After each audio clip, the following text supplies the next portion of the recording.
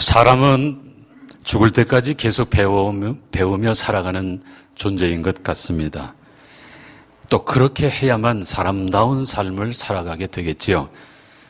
평생 학생의 자세를 가지고 배우려고만 한다면 자기를 보다 더 긍정적으로 변화시키고 또 더 행복한 삶을 누리게 될 것입니다. 꼭 학교에 가지 않더라도 배우겠다는 마음이 중요하죠. 논어에 나왔던 글인가요? 길에 세 사람이 가고 있다면 그 중에 반드시 내 스승이 한 분 있을 것이다. 좋은 점은 가리어서 따르고 좋지 않은 점으로는 나를 바로 잡을 수 있기 때문이다. 이런 말도 있습니다. 꼭 나보다 많이 배웠거나 나이가 많은 사람에게서만 배우는 것도 아닌 것 같습니다. 때로는 어린아이가 우리의 스승이 될 수도 있습니다. 어느 유명한 대학의 교수께서 낯선 동네에 가서 어느 집을 찾아가는데 사람들에게 물어도 시원하게 가르쳐주지를 않는데 답답하니까 길을 가는 꼬마한테 마지막으로 물었더니 그 꼬마가 자기가 거기 안다고 자기를 따라오라고 그러더래요.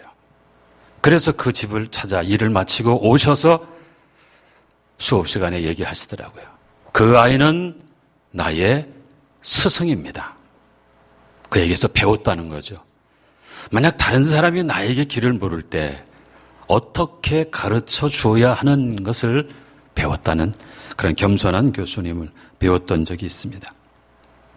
가르침을 받기로 작정하면 아마 동물을 통해서도 배울 수 있을 거예요. 어떤 동물은 우리에게 또 훌륭한 지혜를 주는 선생님이 될 수도 있습니다. 성경 말씀 잠언에서도 30장 24절 이후에 보면 작고도 지혜로운, 아주 작다는 건 참 연약하고 무시할 만하다는 것인데 그러나 지혜로운 짐승 넷을 소개하고 있으니 그 첫 번째가 개미입니다. 개미는 여름에 준비한다고 했습니다.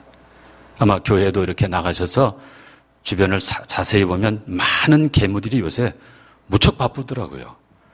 바쁘게 돌아다니면서 뭐 하나씩 그렇게 물고 다니고 그래요. 여름에 미리미리 준비하는 개미의 지혜입니다. 약하지만 바위 속에 짓고 사는 사반, 바위 너구리. 또 왕이 없어요. 지도자가 없어요. 그런데도 일사불란하게 때를 지어서 날아다니는 메뚜기. 손에 잡힐만 하지만 그러나 잡히지 않고 왕궁에 살고 있는 도마뱀의 지혜를 배워라. 잠언은 우리에게 교훈하고 계십니다. 종교교육자 루터는 어느 개에게서 믿음을 배웠다고 고백한 적이 있습니다. 주인이 손에 먹을 것을 들고 개에게 주려고 하는데 조금 장난기가 발동이 됐죠. 얼른 주지 않고 줄까 말까 이제 약 올리며 손에 들고 있었더니 그 개가 주인 앞에 바짝 다가와 앉아서 막 꼬리를 흔들고 그리고는 그 주인의 손에 붙잡혀 있는 먹이를 초집중해서 눈 한 번 깜빡거리지 않고 흔들리지 않고 바라보는 그 모습을 우연히 본 루터는 말하기를 바로 저것이야말로 우리 성도가 하나님을 바라보는 믿음의 모습이 저래야 되는 거 아닌가. 그래서 개에게서 한 수 배웠다고 이야기한 적도 있습니다. 우리는 계속 배워야 되는데요. 배운 것과 배우지 않은 것의 차이가 크죠. 예를 들어서 물에 빠져서 수영을 한다. 본능적으로 막 팔을 젓고 다리를 버둥거린다면 어느 정도 버틸 수 있고 조금은 갈지 모르죠. 그러나 수영을 배우면 한강을 갔다가 왔다가 할 수도 있습니다. 똑같은 한 사람인데 배우고 하는 거하고 배우지 않고 그냥 하는 거는 그렇게 차이가 나죠. 감사, 그냥도 물론 할 수 있죠. 자녀가 합격했다. 감사 안 할 사람이 어디 있겠어요. 병 고침받았다. 다 눈물 흘리며 감사하죠. 그러나 배워서 감사하게 된다면 그것보다 더욱더 놀라운 감사의 삶을 살아갈 수 있습니다. 전천후 감사의 삶을 누릴 수 있습니다. 배운 사람이 한강을 갔다 왔다 하는 것 이상의 능력을 발휘할 수 있게 되죠. 오늘 시편을 통해서 이 맥주 감사절에 우리 그 감사를 배울 수 있게 되기를 바랍니다.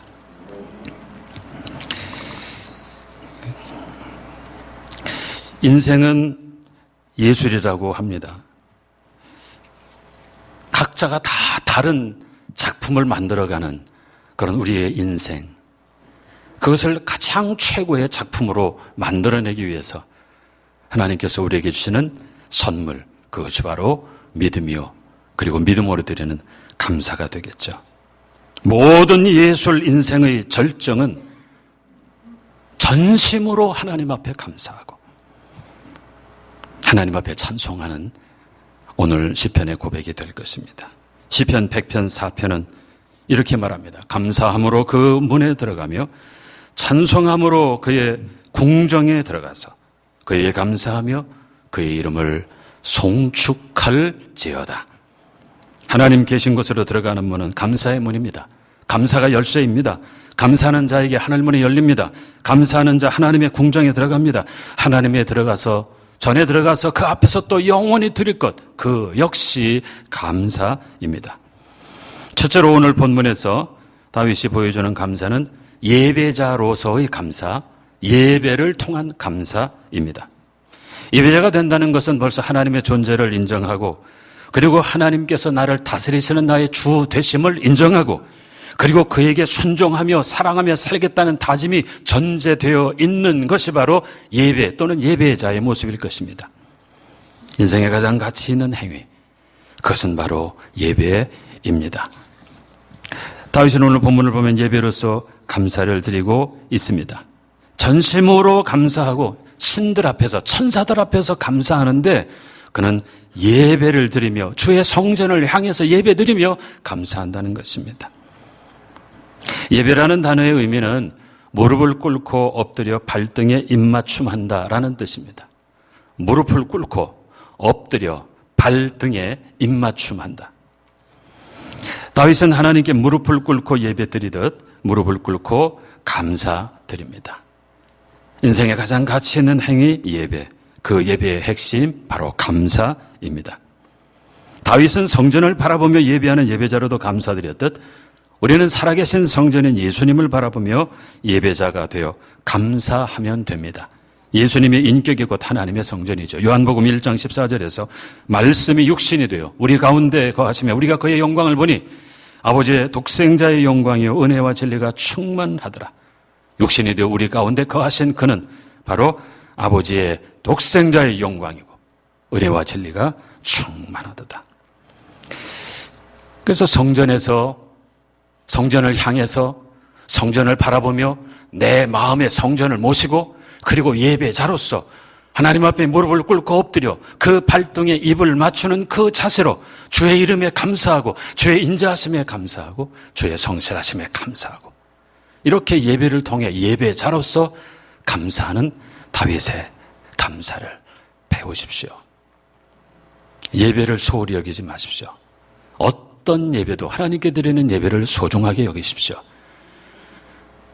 어떤 분은 주일 아침에 드리는 예배를 대예배 이렇게 부르는 것에 익숙한 분도 계시더라고요. 그 예배의 중요성을 또 강조하는 걸 알긴 알겠지만 그러나 낮에 드리는 예배뿐만 아니라 새벽 예배도 수요 예배도 동일한 가치를 지닌 예배라는 사실을 잊지 마십시오. 특별히 여러분들이 세례교인이고 특별히 재직이라면 공예배에 참석하는 일을 소홀히 하지 마십시오.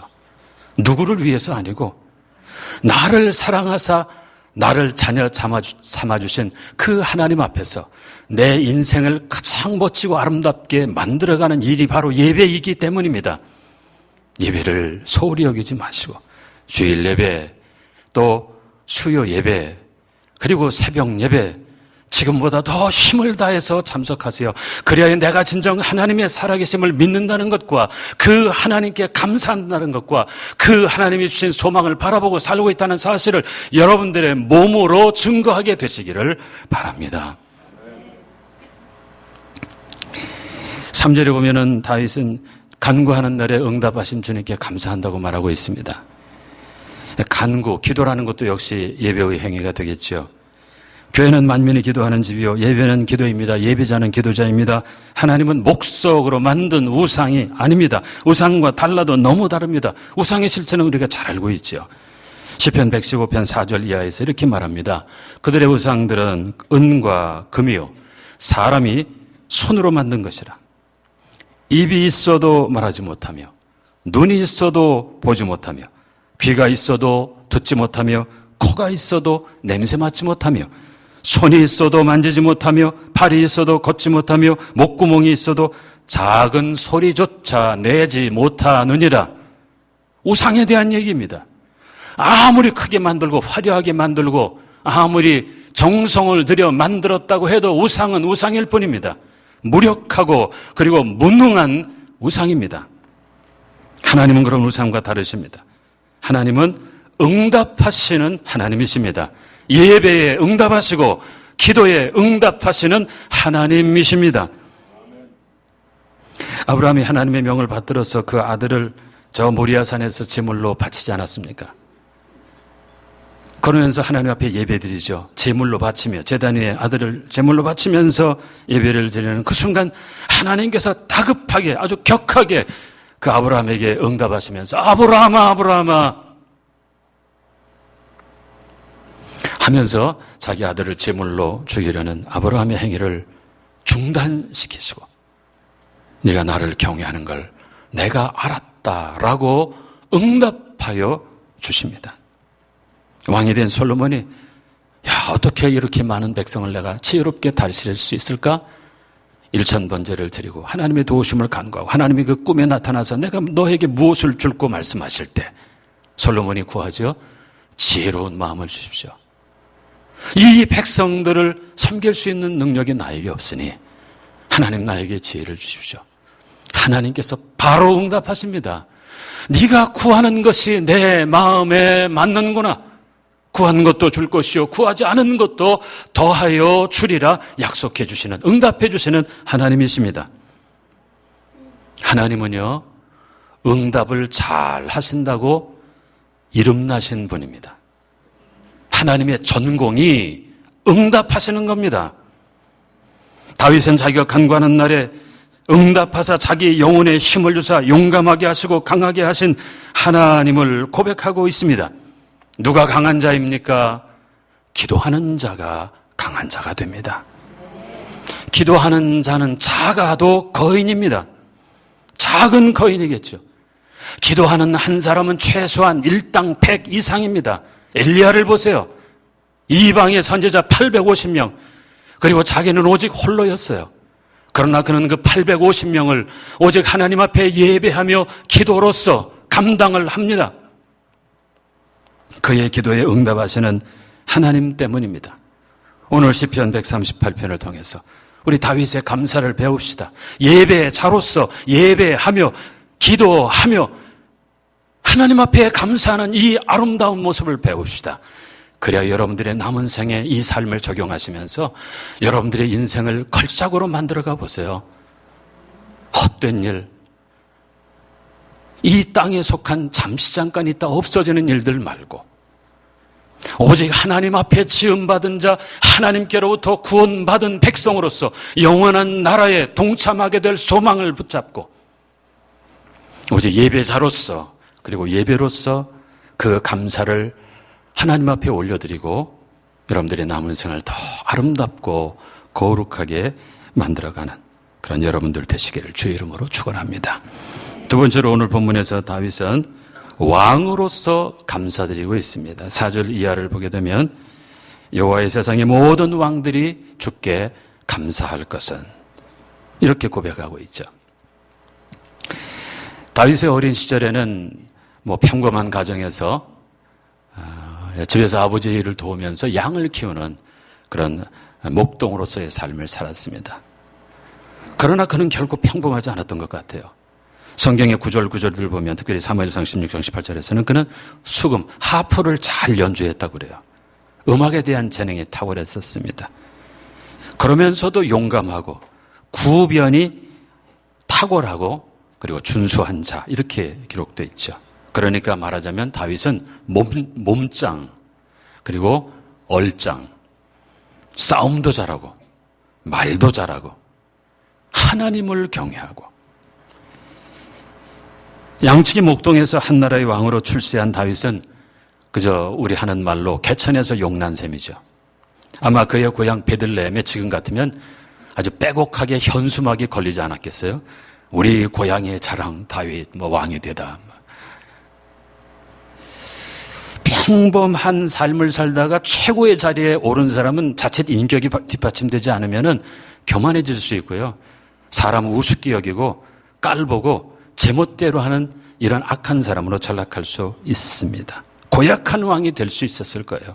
대부분의 고대 세계 왕들을 보면 대개 자기가 최고인 줄 알고 자기 거 자랑하고 사람들 자기한테 꿇어 엎드리게 만드는 일에 집중을 했죠. 그러나 다윗은 달랐어요. 오늘 본문에 보세요. 모든 왕들이 주님께 감사해야 한다. 즉 자기가 최고의 위치에 있는 왕이면서도 그는 자기 위에 더 높은 분이 계시고 더 크신 분이 계시다는 사실을 인정하고 그 하나님께 감사드리고 있다는 사실입니다.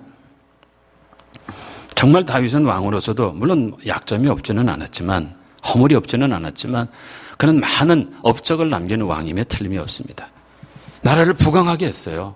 영토를 넓혔죠. 경제를 발전시켰죠. 게다가 성전을 위하여 최선을 다해 준비하고 온 백성들이 함께하게 함으로 아주 경건한 분위기의 나라를 만들어가는 왕입니다. 힘도 있고 부귀도 있고 영광에 따르는 다윗이었어요. 게다가 젊은 시절 그가 그 역사의 이제 첫 장면으로 데뷔한 골리앗과의 전쟁.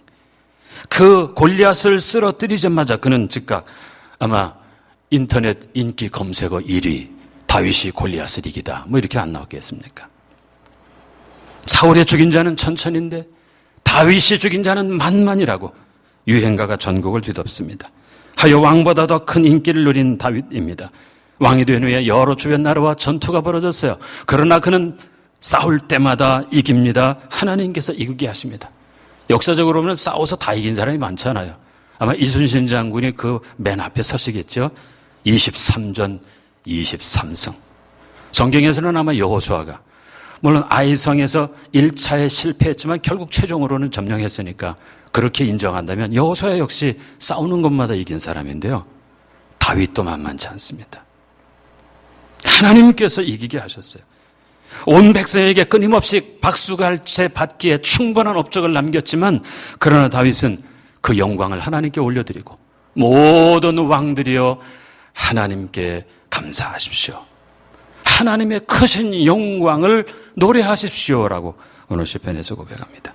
5절에 보시면 여호와는 높이 계시던 그들이 여호와의 도를 노래할 것은 여호와의 영광이 크심이니이다. 왕인 다윗이나 또 다른 왕들의 모든 영광을 다 합쳐도 결코 하나님의 영광에 비교할 수 없습니다. 하나님의 그 빛나는 영광은 세상 모든 왕의 모든 위대함과 모든 그 영광을 순식간에 어둡게 만들고 말 것입니다. 이사야 선지자가 하나님의 영광을 본 체험이 이사야 6장에 간증되어지고 있죠. 보니까 하나님은 높이 들린 보좌에 앉으시고 옷자락은 성전을 뒤덮었고 스랍들이 주님을 모시는데 6날개를 가지고 두 날개로 얼굴을 가리고 두 날개로 발을 가리고 두 날개로 날개짓하면서 이렇게 찬양합니다. 거룩하다 거룩하다 거룩하다 만군의 여호와여 그의 영광이 온 땅에 충만하미로다. 이사야 6장 3절의 말씀입니다. 거룩하다가 3번이나 반복되고 있네요. 만군의 여호와여 그의 영광이 그 땅에 가득하도다. 주님의 영광이 온 땅에 가득하게 되니 세상의 어느 임금의 영광이라고 불려지는 것들도 다 사라지고 없어지고 마는 것입니다. 마태복음 6장 29절에서 하나님의 영광을 보여주는 또 다른 말씀이 있는데요. 그러나 내가 너희에게 말하노니 솔로몬의 모든 영광으로도 입은 것이 이 꽃 하나만 갖지 못하였느니라. 솔로몬의 영광, 왕으로서 온갖 부귀영화를 누린 전무후무한 왕 아닙니까? 우리는 보지 못했지만 그러나 성경이 기록하는 바 그야말로 그 어느 왕들도 감히 견줄 수 없는 그런 화려함의 극치를 누리는 왕 솔로몬의 영광. 그러나 그 모든 영광을 가지고 솔로몬이 입은 것이 들에 말없이 피어있는 백합화 하나만 못하다 라고 말하며 하나님의 영광의 크심을 고백합니다. 하나님의 영광을 찬란히 빛나는 태양이 빛난다면 솔로몬의 모든 영광으로 입은 옷은 그저 사그라지는 촛불에 불과한 것입니다. 지금도 하나님의 크신 영광은 계시되고 있습니다. 우리의 어두운 눈이 그 영광을 한 번만 볼 수 있다면 우리의 마음은 즐거움과 그리고 경외심으로 가득 차게 될 것입니다. 예수님께서 한 번은 제자들 데리고 따로 높은 산에 올라가셨는데 그곳에서 예수님이 변형되셨습니다. 얼굴이 해같이 빛나며 그 옷이 빛과 같이 휘어졌습니다. 모세와 엘리야가 나타나서 예수님과 더불어 말하는 것입니다. 그 예수님의 영광을 처음 본 베드로가 정신을 거의 잃다시피, 그리고 자기가 무슨 말을 하는지도 모르고 이렇게 내뱉죠. 주님, 여기가 좋사오니, 여기 있는 것이 좋사오니 초막셋을 짓고 영원히 이 영광스러운 주님과 살고 싶다고 고백을 했죠. 왕 다윗, 한나라에서 최고의 영광을 받고 있던 다윗. 그러나 그는 높이 계셔서 낮은 자를 굽어 살피시고 멀리 계시며 교만한 자를 아시는 그 주님, 나보다 더 높은 곳에 계셔서 나보다 더 크신 영광으로 감사와 찬송을 받으셔야 할 그 하나님을 바라보며 하나님께 감사 찬송 올리고 있습니다. 여러분들도 나름 다 각 분야에서 노력하고 성공한 분들이 많으시겠죠? 최고의 자리에 앉아 계신 분도 있으시겠죠? 언제나 여러분들 위에 더 높은 분이 계심을 잊지 마십시오. 더 크고 위대한 분이 계심을 잊지 마십시오. 아마 여러분들이 소위 사람들이 성공이라고 하는 그 자리, 그리고 여러분들이 정말로 영광받기에 합당하다고 여겨지는 그 자리에 서 있을지라도 그곳에서 오늘 왕으로서 하나님께 영광 돌린 다윗처럼 높은 곳에 계신 주님, 나를 구워 살펴주시는 하나님 앞에 그 영광을 노래하며 감사 찬송하는 여러분들이 다 되시기를 바랍니다. 끝으로 다윗은 7절과 8절에서 환난 당한 자로서 감사하고 있습니다. 7절에 보면 내가 환난 중에 다닐지라도 주께서 나를 살아나게 하시고 주의 손을 펴사 내 원수들의 분노를 막으시며 주의 오른손에 나를 구원하시리이다 말씀하고 계십니다. 다윗이 지금 말하고 있는 것을 가만히 묵상해 보면 그가 당한 것이 단 하나의 우리가 일반적으로 생각하는 그런 고난은 아닌 것 같습니다. 지금 고난이 사방으로 다윗을 에워싸고 있습니다. 포위당하고 있습니다. 갇혀 있습니다. 빠져나갈 비상구가 보이지 않는 그런 상황입니다. 만약 다윗이 눈에 보이고 귀에 들리는 것만으로 살아가는 육신의 사람이었다면 그는 그 빠져나올 수 없는 고난 속에서 발버둥 치며 비명을 지르고 절망하다가 어쩌면 그냥 자살해 버렸을지도 모릅니다. 그러나 다윗은 그렇게 반응하지 않았습니다. 그는 예배자로 감사드렸고 왕의 위치에서도 감사드렸듯 이제 환난 속에서도 환난이 여전히 심하고 아직도 환난 가운데 다니고 있지만 그러나 다윗의 선택은 감사요 찬송입니다. 다윗이 그 환난 속에 걸어다니면서도 그가 감사하는 이유 세 가지를 말하고 있습니다. 첫째는 나를 살아나게 하실 것이기 때문에 감사한다는 것입니다. 여기서 살아나게 하신다는 것은 생명을 보호해 주신다는 의미도 있지만 그러나 거기서 한 걸음 더 나가 생각하면은 죽어도 산다는 믿음입니다. 사람들이 환난을 두려워하는 것은 결국 그 환난 때문에 죽게 되지 않을까라는 생각 때문이죠. 그래서 대부분의 사람들은 죽음을 이기지 못하고 사망 권세를 두려워하며 종노릇합니다. 죽는 것을 두려워하니 죽음의 종이 됩니다. 환난의 최고 무기는 바로 죽음이죠. 그런데 다윗은 주께서 나를 살아나게 하시리니 나는 주님을 찬양한다고 고백합니다. 예수님을 죽은 자 가운데서 다시 살아나게 하신 그 하나님, 설사 아브라함이 그 독자 이삭을 죽여서 제물로 바쳤을지라도 그를 능히 죽은 자 가운데서 다시 살아나게 하시는 하나님, 그 하나님이 나를 살아나게 하시리니 나는 환난 중에서도 감사합니다 고백합니다. 두 번째로 다윗이 환난 가운데서 감사하는 이유는 한 손으로 원수 맞고 또 다른 한 손으로 나를 구원하실 것에 대한 감사입니다. 원수들이 지금 분노해서 덤빕니다. 여러분, 사람 한 사람이 여러분들을 대적하고 집요하게 힘들게 하는 거 경험해 보셨나요? 그것도 쉽지 않을 것입니다. 그런데 게다가 우리 믿는 자들의 원수는 그 유명한 사탄 마귀입니다. 능력과 지혜가 보통이 아니죠. 그 집요함 또한 만만치 않습니다. 예수님까지도 넘어뜨리려고 공격했던 자, 공격에 실패하고도 포기하지 않고 잠시 물러갔다가 또다시 공격했던 바로 그 사탄 마귀. 내 힘으로 벗어나기 어렵습니다. 그러나 절망할 필요 없습니다. 나는 약하나 주님은 강하시기 때문에 그 주께서 한 손으로 원수를 막아내시고 다른 한 손으로 나를 구원하십니다. 이것이 바로 환난 중에서도 감사를 선택한 다윗의 믿음의 이유입니다. 다윗이 환난 중에서도 감사하는 세 번째 이유는 나를 위하여 보상해 주시리라 8절의 말씀입니다. 나를 위하여 결국 보상해 주신다. 보상한다는 것은 갚아주신다는 말이죠. 즉 하나님께서 전후 모든 사정을 다 보시고 하나님께서 판단하시고 하나님께서 보상해 주신다. 다윗은 그 하나님을 믿는 믿음으로 환난 중에 다닐지라도 나는 감사하고 찬송한다 했던 것입니다. 보상한다는 말을 다른 표현으로는 매듭을 지으신다라고도 번역되어져 있습니다. 하나님께서 매듭을 지으신다. 욥의 고통을 생각해봐도 아마 욥도 그랬을 것 같아요. 도대체 이놈의 고통이 언제 끝나지? 이게 과연 끝날까? 어쩌면 나는 영원히 그냥 이렇게 가는 것 아닐까? 그러나 우리가 알고 있듯 끝이 있습니다. 하나님께서 매듭을 지으십니다. 하나님께서 그 정하신 때에, 하나님의 때에 하나님께서 보상해 주시고 그리고 매듭을 지으십니다.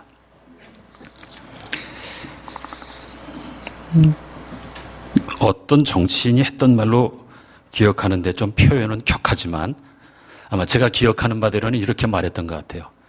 닭의 모가지를 비틀어도 아침은 온다 그랬던가요? 정치적으로 아주 심각한 탄압을 받는 상황이었던지 그 정치인이 그런 말을 했어요. 닭의 모가지를 비틀어도 아침이 온다. 닭이 울어서 아침이 오는 것이 아니기 때문이죠. 아침은 때가 되면 옵니다. 아침은 오고야 맙니다. 다윗에게는 왕의 왕이신 하나님께서 통치하시고 하나님께서 살피시고 하나님께서 판단하시고 하나님께서 보상하시고 하나님께서 매듭을 지으신다는 사실을 지금 믿음으로 고백하며 환난 중에 다니고 있지만 감사하고 찬송하며 하나님께 영광을 올립니다. 그 주님이 우리와 함께 하시게 하려면 내가 해야 할 일은 오직 하나뿐이죠. 내 마음의 문을 열어 주께서 내게 오셔서 나를 다스리시게 하는 것입니다. 계시록 3장 20절 이하의 말씀입니다. 볼지어다 내가 문 밖에 서서 두드리노니 누구든지 내 음성을 듣고 문을 열면 내가 그에게로 들어가 그와 더불어 먹고 그는 나와 함께 먹으리라. 이기는 그에게는 내가 내 보좌에 함께 앉게 하여 주기를 내가 이기고 아버지 보좌에 함께 앉은 것과 같이 하리라. 주님께서 지금 문 앞에 서서 두드리고 계시답니다. 그냥 확 밀고 들어오시지 왜 문만 두드리실까? 근데 결코 강제로 문을 열고 들어오지를 않으시고 우리가 문을 열기를 기다리십니다. 수고하고 무거운 짐지고 험악한 나그네 인생을 가는 성도 여러분, 주님께서 여러분들 마음의 문을 두드리고 계십니다. 수고하고 무거운 짐진 자들아, 내게로 오라. 내가 지금 너를 두드리고 있으니 그 문을 열고 나를 영접해라. 그러면 내가 너에게로 들어가 함께 먹을 것이요. 그리고 장차 내 보호자에 함께 앉도록 은혜 베풀어 줄 것이다. 세상의 고달픈 삶에서 행여나 희미해진 우리의 믿음들이라면 다시 한번 오늘 시편 138편 앞에서 성령의 조명하시는 은총을 덧입고 이뤘던 우리의 믿음과 우리의 감사를 새롭게 하고 전천후 감사의 용사가 되셔서 여러분들의 남은 인생 정말 예술 작품으로 최고의 걸작으로 만들어가는 여러분들이 다 되시기를 주님의 이름으로 축원합니다.